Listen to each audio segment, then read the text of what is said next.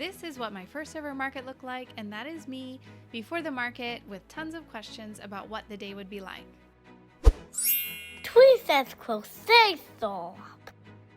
So now that the market is over, I wanted to share those questions and the answers that I learned along the way. Before I get into those questions, I just wanted to share a little bit of context about the market. First of all, since this was my first market ever, I really wanted to focus on keeping my expectations low and just having a good time and learning what I could. Also, I talked to other vendors that day, and they said that while I had picked a craft fair that usually does pretty well, it was slower than usual that year. Plus, I want to say that I know no two market experiences are the same. What people are looking for, how many shoppers there are, the weather, the timing of the craft fair. I know there are so many different variables, but this is what I learned from my craft fair, and I hope that it's helpful.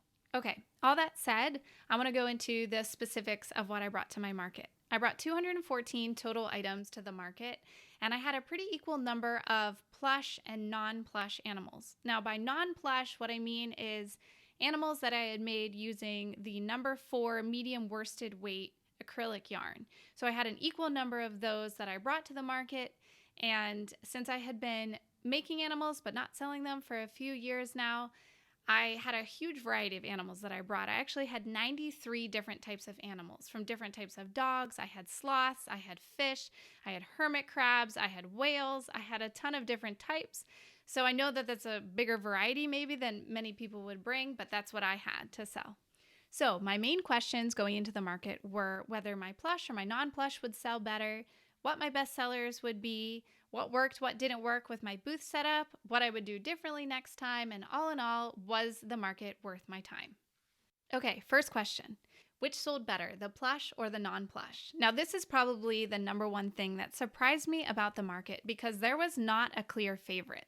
I arranged my booth with the plush animals on the left side and the non-plush animals on the right side, and I watched as people walked into the booth to see which one they generally were more drawn to, picked up, talked about, and I literally sold one more non-plush animal than plush. That's how close it was. There was not a clear preference here, and I was so surprised by that. Actually, I even asked a few people, can you step back and look and tell me which you prefer? And even from the people, I asked just a few people, but they said, I like this one over here and I like this one over here. I don't know which one I like better. So I actually think people enjoyed the variety of both types being there in the one booth. Okay, next question. What were the best sellers? It's a little hard to say what the best sellers were because I had such a big variety at my booth, but there were definitely certain animals that got numerous comments, and I was jotting them down throughout the day so that I could remember every time I got a comment on it. And those were my Nemo-inspired Mr. Ray, my Mega Ray with all the little fish. I had one set of those up on the counter by where I was. I got a lot of comments on that, especially people from the aisle saying, oh, look, that's Nemo, and coming over and talking about it. And then my stingrays have to be the number one thing. I had a basket of stingrays out by the end of my booth, and so many people picked them up and commented on them and talked about them. So that would have to be the number one thing that got the most comments. Then also the clams. I brought 4 clams, and surprisingly, I sold all 4 of my clams. Also the dinosaurs. I brought just a few dinosaurs. They sold early on in the day, and people then asked me for more dinosaurs, so I wish I would have brought more dinosaurs. And then lastly, my hermit crabs. It's just so funny because multiple people would come into the booth and pick up the hermit crabs and say, oh my goodness, it's a hermit crab. So those were the ones that I got the most comments on. Overall, my lower priced animals definitely sold better than my higher priced animals.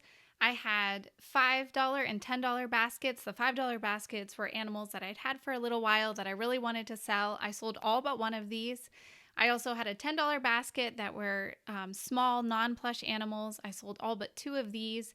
And then just you could tell by the things that sold, they were generally the $15 or lower animals. I did bring 10 animals that I had made with jumbo weight yarn that were almost 2 feet long. I had brought 10 of these. I sold 5 of them, which really isn't that bad. They were definitely an attention grabber. So even though they maybe didn't sell as well, they got a lot of comments. People would see them from a distance, and the people that did buy them were so excited about them. Okay, what worked or didn't work with my booth setup? So I really wanted to use what I had on hand as much as possible. So the majority of my animals I displayed in the wooden crates that I already have that I store my yarn in. And then I put 2 blocks on either side with a little shelf going across the back so that I could display 2 levels of animals. And I was able to display 4, 5, or 6 animals per crate, which worked really well. Also, I had a shelf with several matching baskets that I pulled off and used for displaying similar items and small items in the fronts of the tables. That was great. I bought chalkboard clip-on labels that I clipped onto the front of those baskets, and I actually was able to change the prices throughout the day if I wanted to. One last minute idea I had was I grabbed an area rug from our house and I took it with us just to cover up the ugly concrete floor. And that was such a simple and easy way to make the booth feel a little bit cozier. Also, I hung a backdrop behind our booth, and I'm really glad we did this because it helped to separate us from the vendors behind us. I bought a photographer's backdrop off Amazon. It was about $50, and it was a fun winter scene. We got some comments on it, so that was cool, but in hindsight, I think I would have just taken some solid color curtains from my house and I wouldn't have had to spend the extra money and still get the same effect of separating off our little booth as its own little area. One other thing that I definitely recommend is that I used long tablecloths that went all the way to the floor. I bought these long black tablecloths off Amazon. They were not expensive. I will link to them in the description below. But I love that they went all the way to the floor so that we could hide our totes, our lunchbox, extension cords, whatever, all this ugly stuff under the tables, and you would never know that it was there. Okay, but the number one thing that people commented on about our booth was the Christmas lights. So my husband helped me string the Christmas lights actually inside the crates. This helped to display the animals a lot better, but it also was just so inviting as you walked past the booth. What would I do differently next time? I would have brought animals with embroidered eyes. All of the animals I brought had plastic safety eyes, and several people specifically requested animals with embroidered eyes because they were looking for baby gifts. So that's something I would have done differently next time. Also, something I started to do later on in the day that I wished I had done sooner is I was rotating the animals. So I was taking the ones that were up at the back of the booth closer to where I was standing that were harder to see and putting them out by the aisles where people could browse through them without coming into my booth and see them more easily. And I wish I would have started doing that sooner to rotate those animals out toward the aisles and just know, were people definitely not interested in those or were they just harder to see? Final stats, and do I feel the market was worth it? So of the 214 items that I took, I sold 97 total, which was 45% of what I brought with me, which does mean that I brought 114 animals home with me that didn't sell. But I made over $1,300 and I came away with so many ideas of what to make next. Also, the best part was just how sweet it was to hear people's reactions and comments to the animals. And would I do it again? I think so, yeah. It was definitely more work than I expected to prep over 200 animals to sell, to plan my booth, to practice setting up, to set up, to tear down. It was a lot of work, but I know that it would be easier next time. And I'm just so grateful that I had the opportunity to do it and for everyone who stopped by, and I would love to do another market next year.